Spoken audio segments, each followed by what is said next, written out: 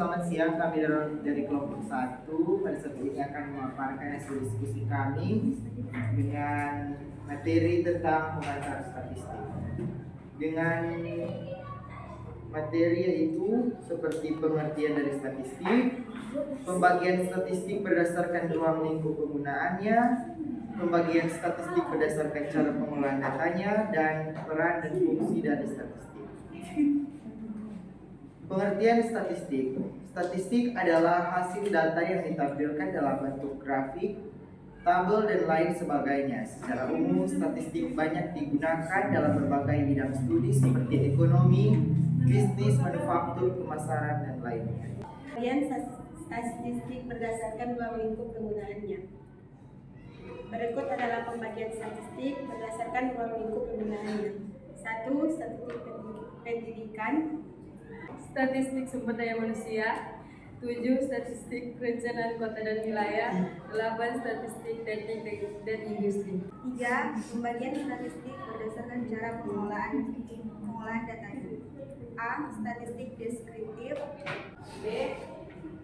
Statistik inferensial. Untuk menganalisis kelompok kecil dari data induknya atau simpel yang diambil dari populasi sampai kepada peramalan dan penarikan kesimpulan pada kelompok data induksi atau populasi. Keempat, peranan dan fungsi statistik. A. Peranan statistik. 1. Statistik memungkinkan pencatatan secara lengkap dari data penyelidikan. B. Fungsi statistik. Pertama, menggambarkan data dalam bentuk tertentu. Kedua, menyederhanakan data yang kompleks menjadi data yang mudah dimengerti. Penutup, tujuan utama makalah ini adalah untuk memberikan pemahaman yang lebih baik tentang statistik dan bagaimana statistik digunakan dalam berbagai konteks. Selanjutnya, kita menjelajahi pembagian statistik berdasarkan ruang lingkup penggunaannya. Kemudian, kita memperdalam pengetahuan kita dengan mempelajari pembagian statistik berdasarkan cara pengolahan datanya. Sekian dari presentasi kami. Pada saat ini kami buka sesi tanya jawab. Satu kelompok untuk bertanya. Saya dari kelompok 2, Hana Putri Sirait, ingin bertanya. Berikan contoh statistik di bidang pemerintahan. Terima kasih atas kesempatan yang diberikan. Saya perwakilan dari kelompok 3, nama Tiara Panto, ingin bertanya bagaimana bentuk penyajian data bentuk grafis dalam histograf dan OGIF. Terima kasih. Saya dari kelompok 3 akan bertanya, pembagian statistik berdasarkan cara pengelolaan datanya, salah satu di dalamnya yaitu statistik inferensial. Mengapa statistik inferensial mampu untuk menganalisis kelompok kecil dari induknya atau sampel yang diambil dari populasi? Terima kasih. Terima kasih atas kesempatan yang telah diberikan. Baiklah, saya dari kelompok 2, Cecilia Palit, ingin bertanya, berdasarkan ruang lingkup penggunaannya, bagaimana bentuk statistik, kejahatan, dan berikan contoh menurut kelompok kalian. Baik, kami dari kelompok 1 akan menjawab pertanyaan dari kelompok 2, yaitu Hana Richard. Itu tentang contoh statistik pemerintahan. Akan dijawab oleh Hana Richard. Berikut ini adalah beberapa contoh statistik di bidang pemerintahan. Yang pertama, persentase partisipasi pemilih dalam pemilihan umum. Yang kedua, jumlah anggaran pemerintah yang dialokasikan untuk sektor pendidikan atau kesehatan. Yang ketiga, tingkat pengangguran nasional. Yang keempat, jumlah rata-rata waktu yang dibutuhkan untuk melayani layanan administrasi publik. Yang kelima, persentase penduduk yang hidup di bawah garis kemiskinan. Yang keenam, jumlah kasus kriminal dan tingkat kejahatan dalam suatu daerah. Yang ketujuh, angka harapan hidup dan angka kematian bayi. dalam suatu negara atau wilayah. Yang ke-8, persentase rumah tangga yang memiliki akses ke layanan air bersih dan sanitasi. Yang ke-9, jumlah perizinan usaha yang diterbitkan oleh pemerintah dalam periode tertentu. Yang ke-10, tingkat kepuasan masyarakat terhadap pelayanan publik diukur melalui survei.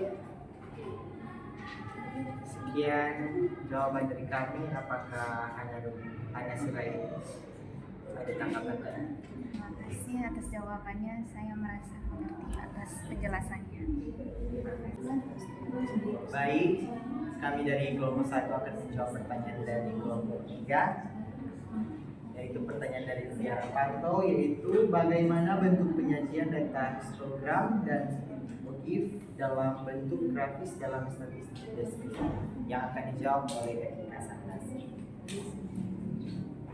Cara penyajian data histogram dan motif dalam bentuk grafis dalam statistik deskriptif.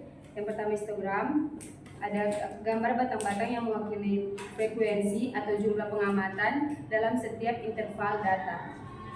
Pada sumbu horizontal, letakkan interval data, dan pada sumbu vertikal, letakkan frekuensi atau jumlah pengamatan yang masuk ke dalam interval tersebut. Yang kedua, OGIF. OGIF adalah grafik yang menunjukkan kumulatif frekuensi atau jumlah pengamatan yang kurang dari atau sama dengan nilai tertentu. Pada sumbu horizontal, letakkan nilai-nilai data, dan pada sumbu vertikal, letakkan kumulatif frekuensi atau jumlah pengamatan. Baik, terima kasih atas jawaban dari kelompok 1. Saya sudah merasa jelas. Terima kasih. Baik, kami kelompok 1 akan menjawab pertanyaan dari Siti Sutanto. Mengapa statistik inversial mampu menganalisis kelompok terkecil dari data induknya?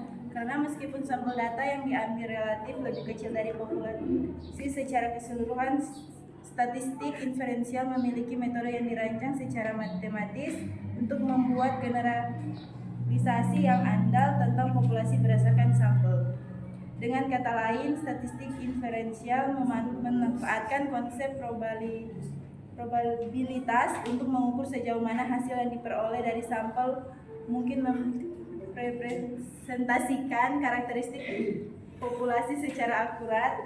Dengan pendekatan ini, statistik inferensial memungkinkan analisis kelompok terkecil dari data induknya untuk memberikan wawasan yang berarti tentang populasi yang lebih besar. Baik, terima kasih jawaban yang diberikan sudah cukup menjawab pertanyaan. Baik, kami dari kelompok 1 akan menjawab pertanyaan dari kelompok 2 dari Cecilia Khalid, yaitu ulang. Baik, kami dari kelompok 1 akan menjawab pertanyaan dari kelompok 2 yang diwakili oleh Cecilia Khalid, yaitu Bagaimana bentuk statistik kejahatan dan berikan contoh menurut kalian. Jadi jawabannya adalah yang pertama, statistik kejahatan menurut jenis memiliki contoh sebagai data yang menunjukkan jumlah kasus pencurian dan perampokan.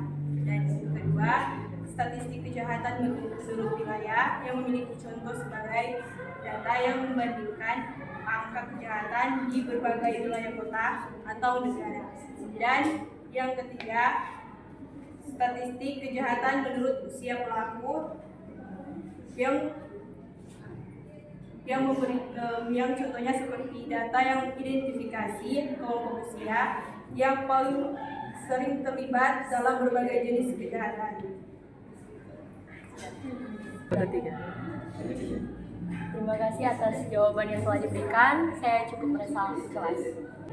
Jadi pertanyaan dari saya yaitu, apakah semua jenis data bisa diolah dengan statistik, dan apakah ada kelemahan statistik dalam mengolah data? baik, kami kelompok 1 akan menjawab pertanyaan dari kelompok 3 dari dimana Devi Aktani, yaitu tentang apakah semua jenis data bisa diolah dengan statistik, dan sebutkan beberapa kekurangan dari statistik. Yang pertama, sebagian besar jenis data dapat diolah dengan statistik.